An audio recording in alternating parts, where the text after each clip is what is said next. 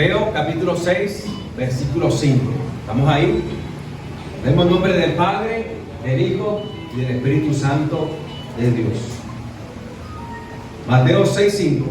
Cuando ustedes oren, no sean como los hipócritas, porque a ellos les gusta ponerse de pie y orar en las sinagogas y en las esquinas de las calles para ser vistos. ¿Por qué?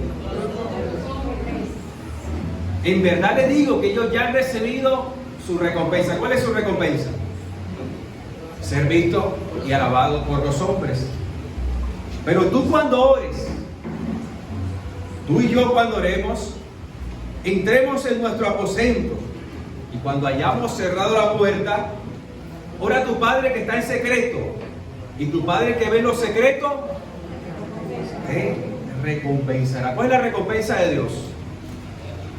La vida eterna. La recompensa de la vida eterna. ¿Qué más dice? Y al orar, no usen ustedes repeticiones sin sentido, como los gentiles, los que no conocen a Dios, porque Dios imagina que serán oídos por su palabrería. Por tanto, no se hagan semejante a ellos, porque su Padre sabe lo que ustedes necesitan antes de que ustedes lo pidan. Dios sabe lo que necesitamos antes de que nosotros se lo pidamos. Ustedes pues, dijo Jesús, oren de esta manera: Padre nuestro que estás en los cielos, Padre nuestro, santificado sea tu nombre. Padre nuestro, venga tu reino. Padre nuestro, hágase tu voluntad, así en la tierra como en el cielo. Padre nuestro, danos hoy del pan de cada día. Padre nuestro, perdona nuestras deudas, como también hemos perdonado a nuestros deudores. Padre nuestro, no nos dejes caer en tentación, sino líbranos del mal, porque Padre nuestro, tuyo es el reino y el poder y la gloria para siempre. Hay una nota que se repite en esta oración. No es una oración para repetir, si es una porción bíblica a la cual tenemos que dedicarle tiempo y entenderla y asimilarla, porque de Génesis a Apocalipsis solamente hay una porción donde se dan instrucciones específicas de cómo orar, y la encontramos en esta porción de Mateo capítulo 6 versículos 5 al 15. Es la única porción donde se dan directrices específicas de cómo se debe orar. Recordemos que la Biblia dice: oren sin cesar, pero no dice cómo. Oren en todo tiempo, pero no dice cómo. Debemos orar los unos por los otros, pero no dice cómo. Pero aquí en Mateo 6, versículo 5, es el único momento, el único espacio en la Biblia donde el mismo Jesús, mire que está hablando el mismo Jesús, nos da parámetros, nos da consejos, nos da un modelo específico de cómo orar. Así que no, todas nuestras oraciones deben alinearse, deben estar basadas en el Padre nuestro. No es para repetir, porque Jesús empieza dando unas advertencias. Jesús empieza advirtiendo. En el capítulo 5 hay una advertencia. Él empieza a preparar nuestro corazón. Dice: no oren como los hipócritas, porque oran para ser vistos por los demás. Así es. Oramos para ser vistos por Dios. Amén. Cuando tú oras, Dios te está viendo. Y entonces Jesús hace esa advertencia para ir preparando nuestro corazón, para darnos el modelo correcto de cómo orar. Entonces, en primer lugar, podemos ver que nuestra oración tiene que ser de corazón. Cuando tú oras, Dios no escucha lo que sale de tus labios solamente, Dios escucha lo que sale de tu corazón. Amén. Porque somos sinceros y podemos estar orando con nuestra boca y diciendo palabras, pero nuestro corazón lejos. No, lo primero que Jesús nos está diciendo: alineen su corazón. Si van a orar, entreguen el corazón al Señor. Miren cómo está su corazón. Es lo primero que nos invita a ver el Señor. ¿Cómo está nuestro corazón? Ir alineando nuestro corazón al Señor. Eso es la primera advertencia que nos hace. No lo hagan para ser vistos por los hombres, háganlo para ser vistos por Dios. Dios nos está mirando. Y entonces nos da el consejo, nos da una advertencia y nos da un mandamiento, ahora nos da un modelo de cómo hacerlo. Ustedes entren a su aposento. Y entonces a veces nos imaginamos que el aposento es la habitación, la pongo con llave, pero tenemos que mirar allá, cuando Jesús lo dijo. Y la palabra aposento sería mejor traducirla como almacén.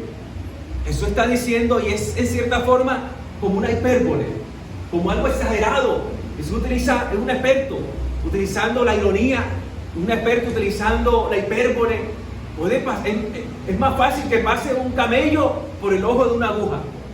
Eso no es algo literal, es algo, una hipérbole. ¿Cómo vamos a meter el camello por el ojo de una aguja? Utilizando algo, uno se queda asombrado. ¿Cómo? Es más fácil que entre para llamarnos la atención. Y aquí nos llama la atención porque está hablando de un almacén.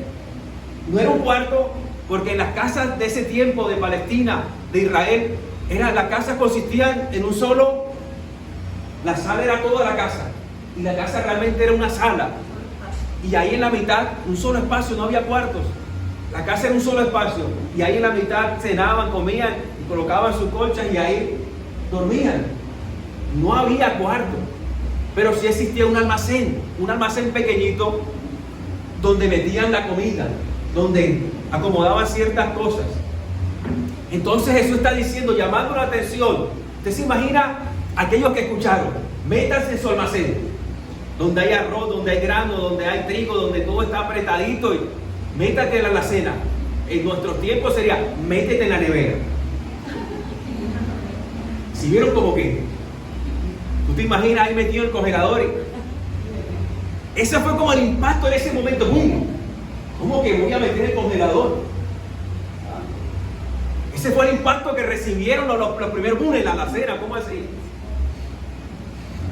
Si Jesús estuviera, métete en el congelador. Y si no tiene congelador, métete en una cava. Pero Jesús está llamando la atención, utilizando el lenguaje de ese momento. Y de pronto más de uno se está durmiendo porque estamos en el Sermón del Monte. Desde el capítulo 5 ha empezado Jesús enseñando. Yo imagino que el 6 ya de uno estaba más de uno dormido. Y entonces lo métete en la nevera y uno dice, perdón, ¿cómo que en la nevera? ¿Cómo es eso? Pero lo que está dando la imagen es de un lugar secreto, un lugar íntimo. No es más cómodo, porque a veces aposento, no ve la almohada, la comodidad. Yo si me pongo a orar acostado me duermo, si me arrodillo me duermo, si me siento me duermo, como me ponga me duermo. Me toca orar es caminando porque ahí ni modo, ahí sí no me caigo, no me duermo. Entonces cada uno debe saber su fortaleza. Hay personas que oran sentadas, bueno, gloria a Dios, son fuertes en eso. Hay unos que oran de rodillas, gloria a Dios, son fuertes orando de rodillas. Pero la posición no es lo que santifica la oración. Lo que santifica la oración es el Espíritu Santo que está en mi corazón y me está invitando a ir a la presencia. Aleluya. Entonces no podemos quedar en medios o en forma externa cuando Jesús está hablando de nuestro corazón. ¿Cómo está nuestro corazón? Entonces Jesús está utilizando el lenguaje para decirnos una realidad. Busca un lugar secreto, cerrado. Tú y Dios. Tú y Dios. Solo, ahí, con la mazorca, con el llame, tú y Dios solito. Y el llame no le va a decir a más nadie, la mazorca tampoco. Ahí, a solas con Dios. Ese es el secreto. Muchos buscaban, no, Dios está en el secreto, en un lugar. ¿Dónde estará el secreto? Quiero meterme en el secreto de Dios. Es cuando tú estás a solas con Dios. Ese es el secreto. Amén. Ese es el secreto. No busquemos, no, ese es el secreto con Dios, tú y Dios. Tú y el Señor. Luego les da otra advertencia. Ahora, esta advertencia y este consejo que le está dando es de relacionarse con Dios. Busquen relacionarse con Dios. Porque los hipócritas querían relacionarse con las demás personas, pero de tal forma que las demás personas lo veneraran. Ese hombre sí es espiritual. Ese hombre sí ora. Miren, querían una relación con los demás, pero una relación donde ellos fueran superiores. Y cuando no tenemos una buena relación con Dios, eso vamos a buscar. Tener una relación con nuestro prójimo, con nuestro hermano, con nuestra esposa, con nuestros hijos, pero nosotros seamos superiores. Pero cuando tenemos una buena relación con Dios, Recordemos que Dios es el mayor y que cada uno de nosotros, nuestro hermano, nuestra esposa, nuestros hijos, estamos al mismo nivel y somos iguales para el Señor. De tal forma que es la relación con Dios la que transforma nuestros pensamientos, la que transforma nuestra vida. ¿Por qué en el mundo hay tanta desigualdad? ¿Por qué cada uno jala para su lado? ¿Por qué los poderosos quieren más poder, los ricos quieren más riqueza? ¿Por qué? Porque buscan relacionarse de una forma desigual con su prójimo. Porque no hay una relación correcta con Dios. Pero cuando hay una relación correcta con Dios, podemos relacionar de la forma correcta con nuestro prójimo. ¿Cuánto lo creen? Entonces aquí Jesús me está hablando de relación. Pero tu Padre que está en el secreto, Él quiere que yo me relacione con papá. Muchos ven y se imaginan un Dios con una espada con fuego esperando para que yo pegue para cortarme la cabeza. No. Jesús dijo, no te imagines eso. Sabe y entiende que Dios es tu Padre que está en los cielos. Luego Jesús sigue dando otra advertencia. Entonces dice, no repitan tanto como los gentiles, los que no conocen a Dios, porque ellos creen que repitiendo, anteriormente las personas repetían, porque creían que repitiendo iban a cansar tanto a su Dios que Dios no le quedaba otra cosa sino contestar las peticiones. Repetían tanto para que el oído de Dios se cansara y entonces ya molesto contestara. O repetían tanto, repetían mantras, repetían palabras, porque algunos pensaban que con eso podía dominar a Dios y hacer lo que Dios hiciera, que ellos querían que Dios hiciera. Pero Jesús les dice, no hagan eso, no traten de dominar a Dios, no traten de buscar la atención de Dios, porque ustedes son los hijos, porque su Padre que está en los cielos sabe lo que ustedes necesitan antes que se lo pidan. ¿Qué quiere decir eso? Que mi papá sabe lo que yo necesito. Ahora Jesús está utilizando una palabra que en la traducción se nos escapa, porque está utilizando la palabra Abba. Realmente él está diciendo papito nuestro que estás en los cielos, porque Abba era la palabra que utilizaban los niños judíos para llamar de forma cariñosa a sus padres. Entonces realmente aún más profundamente Dios nos está diciendo el papito nuestro. Jesús fue el primero que llamó papá a Dios. Papito nuestro que estás en los cielos. Está hablando de Él. Ahora el Padre nuestro sabe lo que tú y yo necesitamos. ¿Qué quiere decir eso? Que Él nos conoce. Amén. Dios te conoce. Dios me conoce. Dios conoce nuestras debilidades y Dios conoce nuestras fortalezas. ¿Qué podemos ocultarnos de Dios? Porque a veces queremos ocultarnos del Señor. Dios sabe lo que fallamos. Dios sabe lo que somos débiles. Quizás queremos hacer como el salmista. El salmista dice, yo subí a lo más alto. Él dice, está bueno, aunque yo subiera a lo más alto, quizás él subió. Quizás está narrando una experiencia personal. Y está diciendo que él subió a lo más alto queriendo escaparse de Dios. Pero aquí le encontró allá en lo más alto de la tierra. Cuando él llegó allá a la cima más alta, ahí de quién estaba sentado ahí, tomando el sol. Dios mío, ¿qué hace por aquí tan alto? Y entonces corrió hacia abajo otra vez y se metió en la cueva más profunda. Y cuando llegó a lo más profundo de la tierra, adivinen quién estaba allá. Dios mío, aquí hace un poquito de calor. ¿Qué hacen acá? Porque está metido tan profundo. Y entonces el salmista concluyó: ¿a dónde? ¿A dónde podré escapar de la presencia de mi Padre que está en los cielos? Yo me imagino,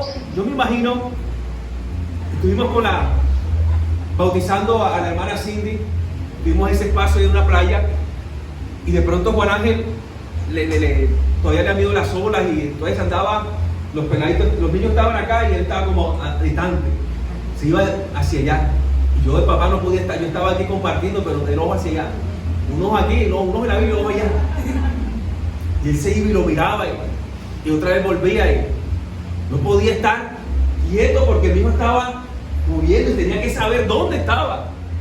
imagino que Dios siendo un Padre perfecto, el Padre perfecto, el único Padre perfecto, Él está pendiente de nosotros. Amén, amén. Que no nos lleven las bolas de la desesperación. Él está pendiente de nosotros. Él nos ama. Y eso es lo que Jesús está recalcando en estas advertencias. Él dice, su Padre está en el secreto. Su Padre sabe de lo que ustedes tienen necesidad. Nos está diciendo, Él te conoce. Y si Él te conoce, también nos está colocando una tarea. Si Dios nos conoce, yo debo conocer también a Dios. Amén. Conocer a Dios. Entonces primero me está diciendo, es tu papá que está en el secreto, es tu papá que sabe lo que necesitas. Y me está colocando dos tareas. Primero, conócelo. Conoce a tu Padre que está en los cielos. Y al conocerlo te vas a relacionar Amén. con Dios como Padre que está en los cielos. ¿Usted me prestaría a mí dinero si no me conoce? No me prestaría. ¿Por qué? Porque no me conoce. Como no me conoce, no se puede relacionar financieramente conmigo, porque no me conoce. La palabra fe significa confianza. Si yo le pido prestado, usted no me conoce, usted no me va a prestar porque no tiene fe en mí. Es decir, no tiene confianza. Pero entre más me conozca, no le pase como el chiste que dio el hermano Giovanni, que decía un señor, le decía a una señora, présteme tanto. No, yo no lo puedo prestar porque no lo conozco. Présteme tanto. No lo puedo prestar porque no lo conozco. Qué raro. Allí usted no me presta porque no me conoce. Y ahí en el pueblo tampoco me prestan porque me conoce. Pero Dios no es así. Dios no es así. Hay culpa del chiste al hermano Giovanni. No me Dios no es así. Dios se quiere hacer conocer porque Él es bueno. Aleluya. ¿Han escuchado que es mejor malo conocido? No. Eso no aplica para Dios. Eso no aplica para Dios. Y a veces queremos, mire, ¿por qué hablamos de esto? Porque a veces queremos esas problemas que hemos tenido cuando hemos conocido personas y ha sido complicado esa relación. Creemos que así es Dios. Así es. Pero Dios no es así. Hay mujeres con las cuales hombres han jugado con sus sentimientos y les cuesta conocer y abrirse a la relación con Dios. Pero Dios no es así. Dios no juega con nadie. Decía Albert Einstein, Dios no juega a los dados. Eso siempre me ha gustado. Dios no juega a los dados, Dios no improvisa. Dios tiene todo fríamente calculado. Desde el momento que naciste hasta el momento que partas a la presencia, el gobierno, la soberanía, el poder de Dios está sobre nuestra vida las 24 horas del día, las 7 días de la semana, los 365 días del año. Dios está con nosotros. ¿Cuánto lo creen? Ese es nuestro Padre. Él nos ama con amor eterno. Y Él quiere. Entonces Dios coloca en la boca de Jesús que nos diga que Él es nuestro Padre, nuestro papito, que nos ama y que quiere conocernos y quiere que nos conozcamos y nos relacionemos con Él. Por eso, escuche esto y definamos la oración en términos como Jesús nos los muestra aquí en Mateo 6. ¿Qué nos está diciendo que es la oración según Jesús? Jesús nos está diciendo que la oración es un medio de gracia, que en Jesús, que en Él, nos permite conocer y relacionarnos con Dios como Padre. Amén. Guarde eso en su corazón. Aleluya. En términos de Mateo 6, ¿cómo nos está definiendo Jesús la oración? Como un medio de gracia, que en Jesús nos permite conocer y relacionarnos con Dios como Padre. Ese es el corazón de la oración, que reconozcamos que Dios es nuestro Padre. Por eso esta oración, el Padre Nuestro, podemos llamarle la oración del discípulo. Los judíos cuando oraban anteriormente miraban, donde estuvieran, miraban hacia Israel, hacia el templo. ¿Usted recuerda a Daniel? Fue llevado allá a Babilonia, pero él abría la ventana de par en par y ubicaba hacia dónde quedaba Jerusalén, hacia dónde quedaba el templo, y hacia allá oraba 3 veces al día. De forma física ya estaba donde estaba la presencia del Señor. Es la oración del discípulo, porque cuando usted ora, Hace lo que dice la palabra, ha puesto los ojos en Jesucristo, autor y consumador de la fe. Es la oración del discípulo, porque cuando usted ora, mira a la cruz, mira a ese Jesús 100% hombre, 100% Dios, derramando hasta la última gota de sangre por nosotros. No podemos orar como discípulos si no miramos a la cruz. Es una oración que se hace mirando a la cruz, mirando y reconociendo que quien no fue pecador, fue tratado como pecador por Dios. Para que nosotros que estábamos alejados de Él, fuéramos reconciliados con Dios por medio del cuerpo que murió en la cruz del Calvario por Cristo. Entonces es una oración del discípulo, porque es una oración que se hace mirando al Maestro, que fue colgado en un madero para darnos vida y vida en abundancia. Pero también es la oración del Hijo, que cuando ora tiene que mirar al cielo. Por eso empieza diciendo: Padre nuestro que estás ¿dónde? En el cielo. Es la oración del Hijo que mira al cielo, que mira al cielo y que sabe que tiene los pies sobre la tierra, pero mira al cielo, y que sabe que aún el Padre que está en los cielos tiene cuidado de sus hijos que están aquí en la tierra. Entonces Jesús define la oración como un medio de gracia. No es algo que nos ganemos nosotros, es gracia. Cuando algo se da de gracia, es algo que no podemos ganarnos, que se da. Un regalo. Es un medio, es un regalo que Dios no dio. Nadie pagó por la oración. Cristo en la cruz sí pagó, para que nosotros pudiéramos conocer y relacionarnos con Dios. Pero es un medio de gracia, un regalo que Jesucristo nos da para que podamos conocer y relacionarnos con Dios como Padre. Cuando ores, recuerda y aplica por lo menos este principio: levanta tus ojos al cielo. Yo creo que el salmista también hacía eso: alzaré mis ojos a los montes, ¿de dónde vendrá mi socorro? En la antigüedad había lugares altos donde se adoraban a los dioses. Las personas buscaban montañas y ahí hacían sus altares. Quizás David estaba diciendo eso: alzaré mis ojos a los montes, donde he adorado, donde he sentido la presencia del Señor. ¿De dónde vendrá mi socorro? ¿De Jehová que hizo los cielos? La oración del discípulo hace mirando al cielo, porque tu Padre te está escuchando.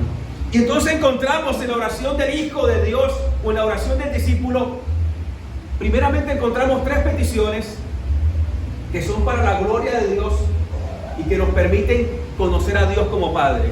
Esas son las primeras tres peticiones.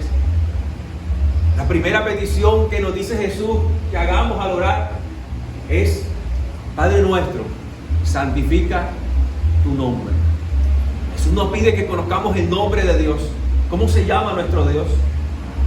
Jehová, Yahvé. Se puede pronunciar también en esa forma. Ese es el nombre que Él se quiso dar a conocer a nosotros.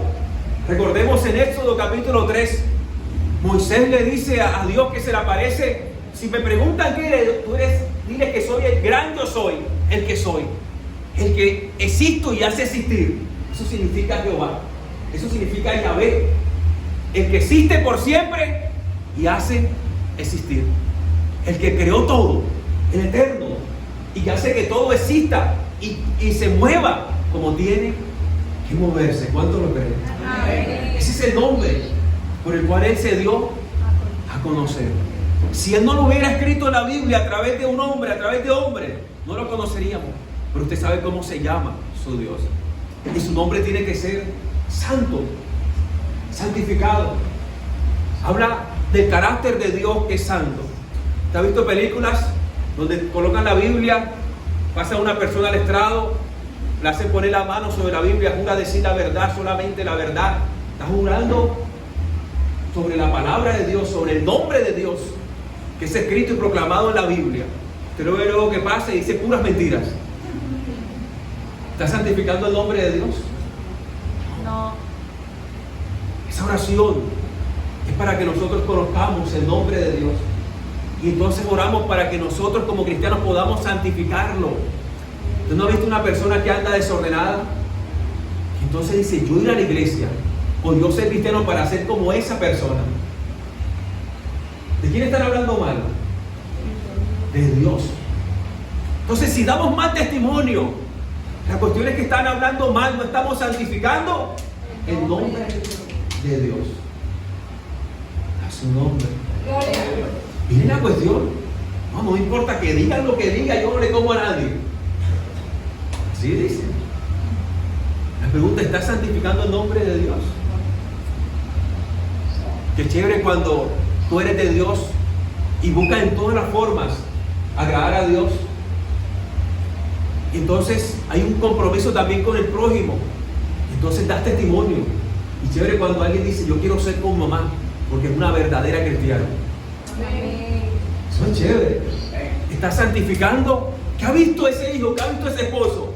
Que está santificando y el nombre de Dios ha sido santificado sobre esa disposición a dar buen testimonio. Y Dios es santo. Y Dios quiere que lo conozcamos como el Dios santo. Santo, santo. Y Él quiere que sus hijos sean como el santo, como yo soy santo. Dice el Señor. Ser santo, que lo colocamos al santo de Israel. Eso es lo que estamos pidiendo cuando oramos por santificado sea tu nombre. La segunda petición que nos da Jesús para conocer a Dios es: venga. Oramos, Padre nuestro, venga tu reinado. El reino no es algo físico. Habla del reinado, la realeza del Señor. Que el gobierno de Dios venga sobre los incrédulos y puedan abrazar a Cristo como Salvador y Rey. Que el reino de los cielos venga sobre nosotros, su iglesia, y podamos ser los cristianos que Dios quiere que seamos. Que el reino de los cielos venga. ¿Saben también que estamos pidiendo? La segunda venida de Cristo. ¿Cuántos quieren que Cristo venga? Cuando tú oras, venga tu reino, estás hablando, estás orando porque Jesucristo venga. Toda maldad sea suprimida. Estamos viendo tantas cosas. Y esto solo se soluciona, mi hermano, con la segunda venida de Cristo.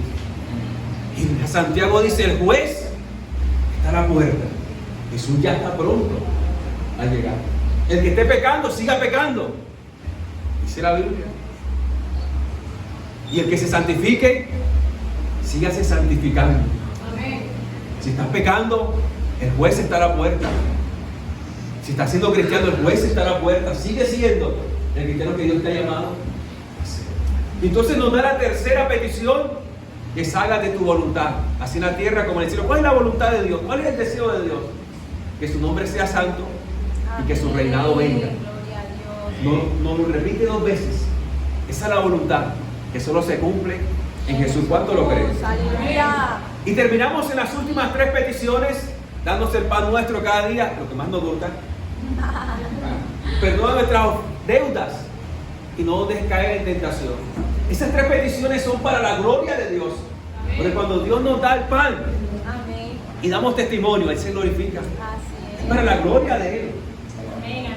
Pero esas 3 peticiones tienen una diferencia con las 3 primeras, que nos implica que conozcamos a Dios. Las últimas 3 implica que nos relacionemos con Dios. Porque Dios quiere relacionarnos con nosotros. Dios es un Dios relacional. Es un atributo de Dios, que Dios es relacional, es personal. Él quiere establecer una relación con cada uno de nosotros. No, yo tengo una relación con Dios por medio del pastor Juan. ¿Cómo así? No murió por él. Yo no morí por ti. La Biblia dice que el único mediador entre Dios y los hombres, Jesucristo. Amén. Jesucristo es el único. Puedo guiarte a Jesucristo, pero es una responsabilidad de disponerte para Jesús. El Jesús que está en la Biblia, a su nombre. Entonces, para terminar, estas 3 últimas peticiones, que son para la gloria de Dios, nos invitan y nos impulsan a conocer, a relacionarnos con Dios como Padre. Porque Dios es un Dios de relación. Él ha buscado siempre relacionarnos con nosotros. Salmo 23, ¿qué dice? Salmo bastante conocido: Jehová es mi pastor. Cuando usted dice eso, se imagina usted siendo como una ovejita y Dios guardándolo, cuidándolo, llevándole a los mejores pastos, dándole el alimento, cuidando de los cazadores, de los lobos. Amén. ¿Por qué Dios nos da esa imagen? Jehová es mi pastor. Porque por medio de esa imagen, Dios está buscando una relación con nosotros. Y la Biblia está llena de imágenes. Y en esa relación nosotros decimos, Dios es mi protector. Dios es quien me protege. Salmo 91 que dice, el que habita el abrigo del Altísimo morará bajo la sombra.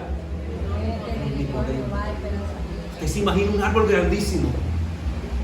Y esa sombra que cae sobre usted, porque esa es la imagen que nos está dando. Un árbol grandísimo. Que habita el abrigo, morará bajo la sombra. Miren cómo empezó esta semana el calor. No, a veces va corriendo y de pronto hay un palito así, uno se siente el fresquito. ¿Cuántos sienten ese fresquito? No es la cosa, por hacer que hay un palito chévere y lo cortaron, eso quedó, no llega ahí. Un solazo, un resplandor. ¿Qué hace? Esa es la imagen que nos está dando. Un árbol grandísimo. ¿Dios es un árbol? No. Pero Él nos da imagen de un árbol grandísimo que representa fortaleza, representa esa sombra, ese bienestar que solamente pueden encontrar aquellos que vayan bajo la sombra del Señor. Esa es la imagen que nos está dando. Y esas imágenes son tiernas. Son tiernas. Llegó un predicador y empezó un mensaje: Dios es como una gallina. No se quedó. Dios no es una gallina. Pero todo el mundo se quedó porque le puso todo más y fuerte. No dijo, en la Biblia dice, Jesús dijo, he querido reunirlos como el pollo, como la gallina. Pero el de una se fue, Dios es una gallina. Y todo el mundo que vamos que dijo una gallina. Debemos tomar esas imágenes, la forma como Dios quiere relacionarnos. Y Jesús dijo, he tratado de reunirnos como la gallina a sus pollitos, a sus polluelos. La imagen que nos está dando no es que Dios sea una gallina, es que Dios nos ama. Mire, una gallina, estuvimos en un pueblo hace poco y Zaira quería coger un pollito. Y el pollito se veía y yo, bueno, cógelo si puede. Pero ese pollo corre. Y ella va a coger el pollito y nada, y cuando lo acorrala así, el pollo se veía, empieza a pillar, Sí, pío, a llamar a la mamá. Sí, de una forma diferente, no es pío, pío, sino un pío así como de socorro. Desesperante. Y de pronto la gallina puede dejar así, Zaira, corre. Salió la gallina y corre, de cosa de una malla y la gallina empezó. ¿Qué le pasó a la gallina, papi? Que está comiendo el pollito, está metiendo con. Imagínate a Dios, esa relación esa imagen que nos está dando. Cuando te metes en lío, Dios de una como. De una gallina, cuando una agarra un pollo, corra porque pican duro. ¿Cuánto ha sido picado? No ha pasado una buena experiencia en la vida. Entonces miren las imágenes que nos da la Biblia. Podemos seguir todo el día mirando las imágenes, pero es Dios que dice así: me quiero relacionar contigo. Aleluya. Ahora Jesús nos dice, oren, Padre nuestro, dándose el pan. Dios quiere que conozcamos, que nos relacionemos con Dios como el Dios proveedor. El Dios que nos provee. El pan. ¿Qué nos provee Dios? El pan de cada día. Bueno, el pastor, tengo que pedirle pan ahí al cachaco. No, no es el pan. El pan con café, no. El pastor está promoviendo el pan, no. Bueno, que hermano también es panadero. Ahí usted le hace un pan bien chévere, integral. Integral, ¿cómo es que? Con masa madre. Entonces, miren, pan. ¿Qué nos está diciendo? En la antigüedad había un pan que era bueno, no tenía tantos químicos, tantas cosas. Era un pan que alimentaba, y la dieta de los israelitas en ese momento era pan, pero un pan fino. Pan. No es que usted un pan de 2000 sino una bolita así. No. ¿Cuánto le ha pasado? No, pan fino. Y esa es la dieta. Entonces, hacia nosotros pedir el pan nuestro, no queda, Señor, mándame el pan francés, no. Primero, es el alimento diario. Que Dios provee el alimento diario. ¿Cuántos oran por el alimento diario? Oramos por el alimento diario. Porque Dios quiere relacionarse como nuestro proveedor. Más que usted quiera pedirle a Dios el alimento diario, que Dios quiere dárselo. El deseo de Dios es dárselo. ¿Cuántos han estado en un momento difícil? ¿Y han visto la mano del Señor? Sí. Hemos visto la mano de ese Dios grande y poderoso. que ha prometido, pidan el pan nuestro y yo se los voy a dar. Amén. Hemos visto la mano del Señor. Dios, cuando decimos danos el pan nuestro, también decimos danos fuerza para trabajar, danos planes para progresar. No solamente es esperar con la mano, no. Así es. Es que Él nos va a dar fuerza para sacar a relucir o para usar los dones que Él nos ha dado. Amén. No es la imagen de un cristiano flojo que está con la mano extendida, no. Es de un cristiano diligente que está orando a Dios que le dé fuerza para ganarse el pan diario, pero que aún en esa fuerza reconoce que no depende de Él, porque si Dios no nos diera fuerza, ¿qué podríamos hacer nosotros? Nada. Es horrible la enfermedad, pero aún en medio de la enfermedad Dios nos da consuelo, pero también oramos por vitalidad. ¿Cuántos oran ese pan nuestro? Vitalidad. Pero también cuando oramos pan nuestro le estamos pidiendo a Dios que nos dé lo necesario, no solamente el alimento, sino lo necesario para vivir. Pero algunos necesarios, pastor, para mí lo necesario es un yate, un edificio con 20, eso no es necesario, eso es lo lujo. Para mí es un yate, no para que mis amigos vean que yo sí soy de caché. Si Dios te da un yate, es para que lo utilices para la obra de Dios. ¿Cuál es la obra de Dios? Hacer discípulos, que viajes en yate y traiga más personas para hacer la obra, para que sean discípulas de Cristo. Dios ha prometido darnos lo que, lo necesario, pero lo necesario para hacer su obra. Miren, usted y yo somos cristianos porque en el momento de que nos convertimos a Cristo, lo abrazamos como Salvador y Rey, Dios no nos lleva de una, si ya somos hijos de Él. ¿Por qué nos deja acá? ¿Usted no se ha preguntado eso? Un mundo lleno de tantas cosas, un mundo caído, lleno de tanto sufrimiento, y aunque a veces el cristiano también le toca sufrir, ¿por qué nos deja acá? Pero usted se imagina que usted sea mamá de 2 niños y usted un domingo se convierta, salga de su casa sin despedirse de sus hijos y un domingo se convierta. ¿Qué pasaría con esos 2 niños? ¿Amarían a Dios? Miren cómo Dios sabe lo que hace. Y no decimos, Señor, llévame. En su tiempo Él te va a llevar.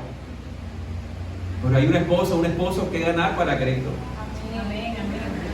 Hay unos hijos que ganar para Cristo. ¿Usted se imagina una mujer recién casada? El pastor Juárez está predicando la palabra, se convierte y Dios se la lleva.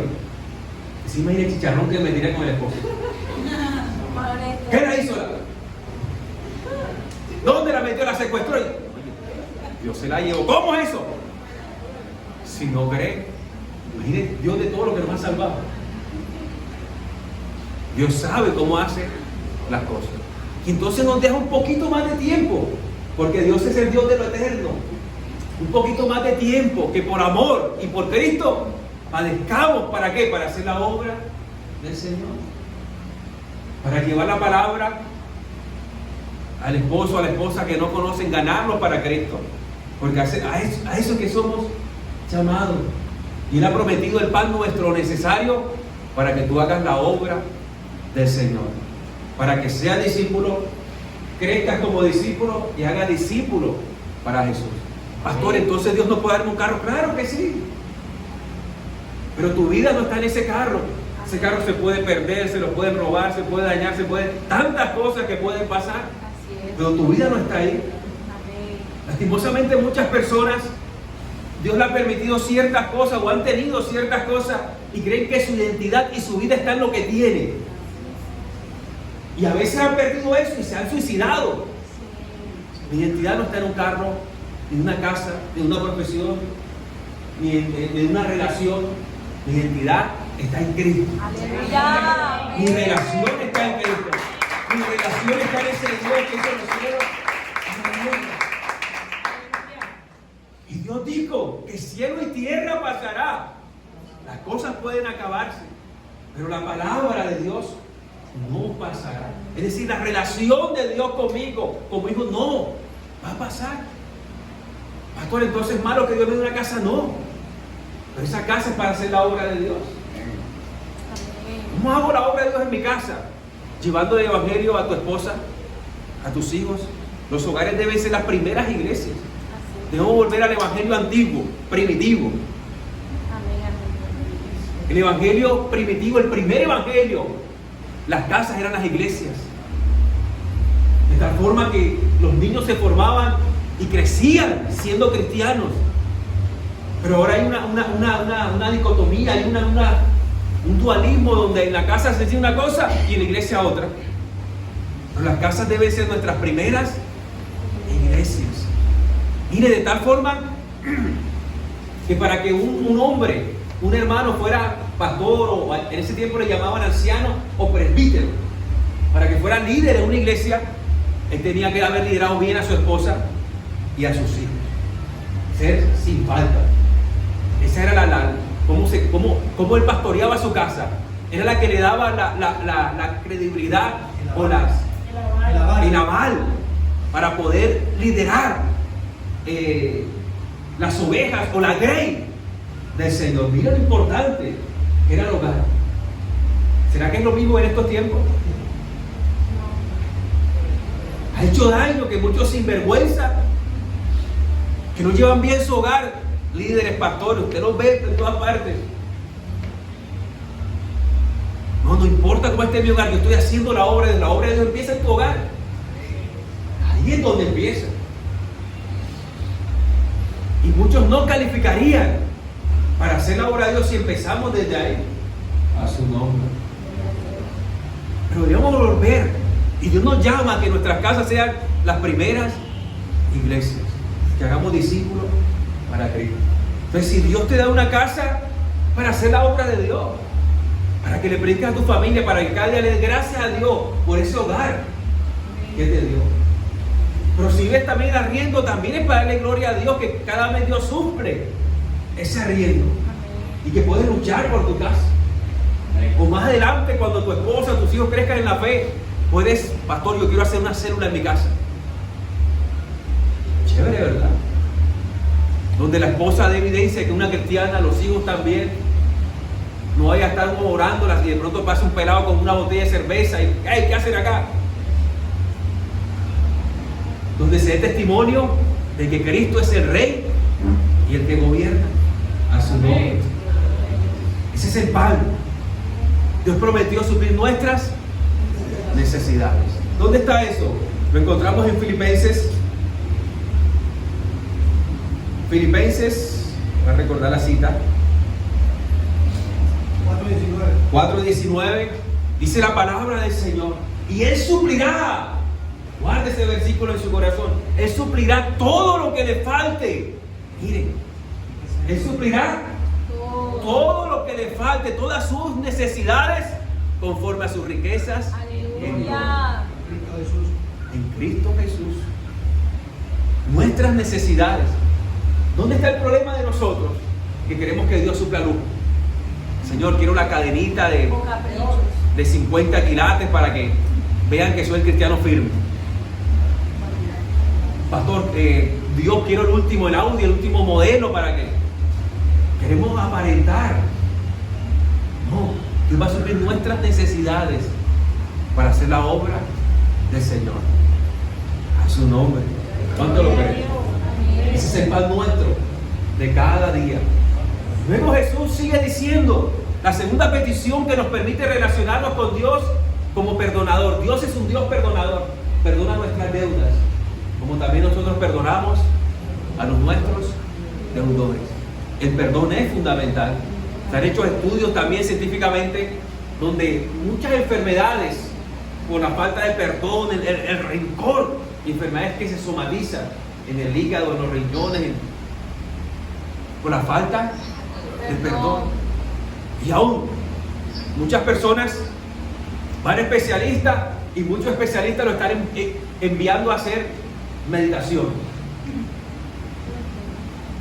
porque han entendido que hay una conexión entre el alma, entre el espíritu y el cuerpo. Meditación. Si Jesucristo, la Biblia, hace más de 4000 años nos está diciendo que la oración es buena. Y ahora están descubriendo de que y la oración es fundamental. Cuando usted ora es capaz de no solamente desahogarse, sino recibir el abrazo de ese Padre que lo ama. ¿Cuánto lo ven? Y eso es lo diferente, que no es una meditación de Conmigo mismo. no es contigo mismo, no es repitiéndote al espejo, yo soy el firme, yo soy exitoso, Soy el mayor. yo soy, que utiliza el as en el. Soy hermano. No, es con Dios. Dios, tú eres mi Padre Aleluya. que me ama. Gloria a Y Dios. terminamos con la última petición. Jesús dijo, no nos dejes caer, el Padre nuestro, no nos dejes caer en tentación, mas líbranos del mal. Es la tercera petición por la cual Cristo quiere que nos relacionemos con Dios como Padre. Escuche esto. Y aquí conocemos a Dios y nos relacionamos con el Dios protector. Dios quiere que lo conozcamos como proveedor, como perdonador y también como protector. Protector. Escuche esto. Y miremos un poco esta parte. No dejes caer en la tentación. Y aquí existe algo. La palabra tentación en el griego es peirasmo o peirazo. Y para traducir al español, peirazo significa tanto prueba como tentación. La misma palabra significa dos cosas, prueba o tentación. Lo que cambia es el sujeto. Si el que realiza el peirazo es Dios, es prueba. Si el sujeto que realiza la acción peirazo es el diablo, es tentación. Prueba y tentación. Prueba y tentación. Dios siempre nos está probando, porque las pruebas nos hacen crecer como cristianos. Las pruebas nos hacen fortalecer el carácter. Y quiero que vayamos a la Biblia. Ahí quiero dejar claro este punto. Santiago, lo voy a leer para que ustedes lo. Santiago 1, 2. Leo para usted anótelo y lo mire en su casa. Miren lo que dice con respecto a esta parte de prueba, tentación. Tengan por sumo gozo, Santiago 1, 2. Hermanos míos, miren, tengan por sumo gozo, hermanos míos, cuando se hallen en diversas pruebas. Diversas pruebas. Tengan por qué, por sumo gozo cuando estén en pruebas. ¿Las pruebas son malas? Buena. No. Las pruebas no son malas, son buenas, pero son difíciles. Ayer veía el viernes con Sari y Juan Ángel, nos veíamos un capítulo de Superlibro. Les recomiendo esa serie para verla con los niños. Superlibro. Y entonces estaban en la parte donde Dios le dice a Abraham que sacrifique a su hijo Isaac. Sacrifica a tu amado, a quien tú amas, que era Isaac. Pero me gusta que primero el muchacho, el protagonista, es un niño Luis. Le dieron un videojuego. Le dieron un videojuego, el último videojuego. Era el que todo niño quería. Pero entonces luego llaman al papá y dice que hay un niño que está en silla de ruedas, que está y quisiera ese juego, pero no han podido encontrarlo. Y Luis lo tiene. Ahí está la prueba. Sembrárselo al niño, obtener el último juego donde voy a ser el más famoso. Dios me está diciendo, dalo, siémbralo, dáselo a ese niño, pero es mío. Yo no tengo, con él voy a ser más famoso, me voy a divertir. Eso es una prueba. ¿Qué voy a hacer? ¿Lo voy a soltar o me voy a aferrar a él? Si lo suelto, obedezco a Dios. Si me aferro a él, eso se convierte en un Dios, en un ídolo, que va a afectar mi relación con Dios. Y entonces Luis está en ese dilema, el niño que el protagonista de Superlibro, y entonces viene la Biblia, que la muestran como un aparato digital y donde lleva a los niños. Chévere porque los transporta allá. Y entonces ellos llegan y está Abraham llorando. Mi hijo, ¿cómo voy a sacrificar a mi hijo? Está llorando y ¿qué le pasa a este hombre? ¿Por qué llora? Luego el Superlibro entonces lo lleva un día antes y encuentran a Isaac. Y luego Un día antes, cuando Dios le dice, sacrifícame a Isaac, tu único hijo. Y entonces estos niños ven que Abraham va a sacrificar a Isaac y quieren impedirlo. ¿Cuántos estuviéramos ahí en ese tiempo que quisiéramos impedirlo? Ante uno, no, Isaac, ¿qué vas a hacer? Abraham, ¿qué te pasa? Pero Dios estaba probando a Abraham. Si podía darle todo a Dios, o Isaac se convertía en un ídolo para Abraham. Y entonces al final están los niños en una montaña, quieren tratar de evitarlo, pero no alcanzan a llegar y Abraham está en otra montaña, a punto de... Pero mire, es hermoso ver ese momento porque Abraham representa a Dios, quien tuvo que entregar a su hijo en la cruz, y representa el dolor de un padre. Abraham triste, llorando, y de pronto Isaac le dice, pero bueno, aquí está el fuego, aquí está todo esto, pero ¿dónde está el sacrificio? Y él dice, Jehová proveerá. Él no dice Jehová Jireh, Jehová proveerá. Y entonces luego Isaac pregunta, y Abraham lo mira y entiende que Isaac es el sacrificio. Isaac ya está grande y puede correr, pero no corre. Él, en obediencia al Padre que representa a Jesús, se deja atar y se deja, una obediencia absoluta está mostrando Isaac, y se deja colocar en el lugar de sacrificio para que su papá lo sacrifique para Dios. Y en el último momento, el último instante, cuando Abraham extiende su mano con el cuchillo, llorando con lágrimas en los ojos, y va a hacer lo que Dios le dijo que hiciera, por obediencia, por amor a su Padre que está en los cielos, hay una voz del cielo. Abraham, Abraham, no sacrifiques a tu hijo, porque ahora te he probado y sé que me amas de verdad. Abraham suelta el cuchillo, abraza a su hijo, porque aún en cierta forma fue resucitado por la mano del Dios Todopoderoso. Pero Abraham es tipo Dios, Isaac es tipo Jesús, y nos muestra que el amor de Dios por sus hijos que somos nosotros fue aún más perfecto el de Abraham, que sí fue capaz de llevar a su hijo hasta lo último y llevarlo a la cruz, llevarlo a la muerte. Isaac, Jesús tipo Isaac, Isaac tipo Jesús, fue más obediente, porque Jesús sí murió, pero no se quedó en una tumba, al tercer día resucitó. Y entonces Luis y los niños están viendo esto, que a Dios estaba probando a Abraham si realmente amaba más a su hijo o a Dios. Y entonces luego Superlibro se lo lleva otra vez, y entonces Luis entiende que Dios está probando su corazón, si para él es más importante bendecir al prójimo o conservar el videojuego como si fuera un ídolo. ¿Y qué hace Luis? Con todo el dolor de su corazón pasa la prueba y se lo lleva, se lo siembra a su prójimo, al niño, el niño contento con ese juego. Y Luis un poco triste pero feliz porque había obedecido al Dios Padre. Su carácter había crecido, había conocido más a ese Dios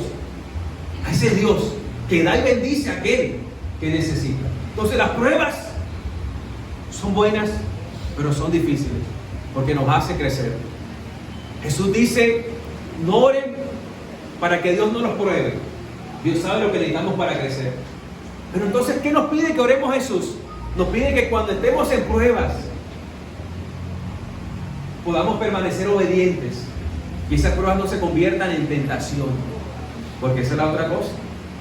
En el momento que somos probados, Dios nos pide obediencia amorosa. ¿Qué nos pide Dios? Obediencia amorosa. ¿Será que podemos ser obedientes amorosamente? Obedientes a regañadientes. Así como el Kiko, chao. ¿Cómo es? Sí lo hago, no lo hago. Todo yo. Podemos ser obedientes amorosamente. Eso es lo que tenemos que pedir a Dios. Que Dios de la prueba, Dios nos prueba en la parte física, la vitalidad, la enfermedad. Dios puede. Dios nos prueba que algo se pierda. Dios nos prueba que se cierre algo, una relación se termine. Ahí nos está probando el Señor. Pero sobre todo Dios puede permanecer como el primer lugar en nuestros corazones. ¿Sí o no?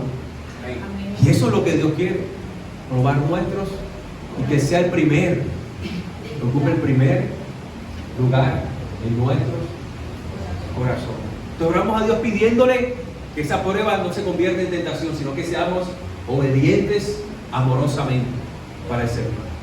Pero seamos sinceros, a veces nos cuesta ser obedientes. ¿A cuánto le cuesta ser obediente? Y entonces la prueba se convierte en tentación. Y el diablo lo utiliza ¿para qué? Para que desobedezcamos la voluntad de Dios. Y empecemos a pelear con Dios. Y empecemos a orar de la forma incorrecta. Pero aún sigue la oración. Señor, que la prueba no se convierta en tentación. Pero si se convierte en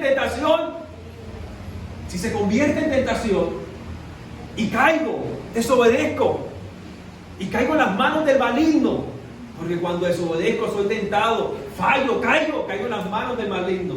Por eso líbranos de todo mal. La mejor traducción sería líbranos del maligno, porque cuando somos tentados y caemos en las manos del maligno. Y la oración sigue, y aún si he pecado, he caído, he desobedecido, caigo en las manos del maligno. No me dejes, líbrame de las manos del maligno.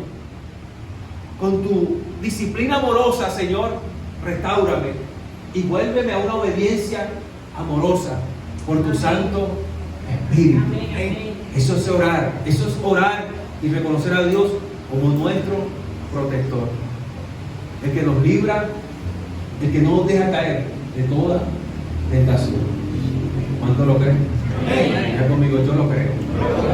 Y termina la oración del discípulo diciendo: porque tuyo es el reino, el poder y la gloria. Suena raro esa parte, pero se llama doxología. Es una adoración espontánea. Es una explosión de adoración. Y al ver al Padre desde la inmensidad de los cielos, que su nombre es santificado, que su reino se hace manifiesto, que su voluntad se manifiesta, que nos da el pan nuestro, que perdona nuestras deudas, que nos libra del malo, del maligno, nuestro corazón estalla en una adoración genuina. Señor grande que estás en los cielos. Por eso toda oración debe estar mezclada con adoración. Adoramos a aquel que estamos orando. Ay, levante sus manos. Ay, en su corazón adore. Por estos 5 minutos adora, Señor.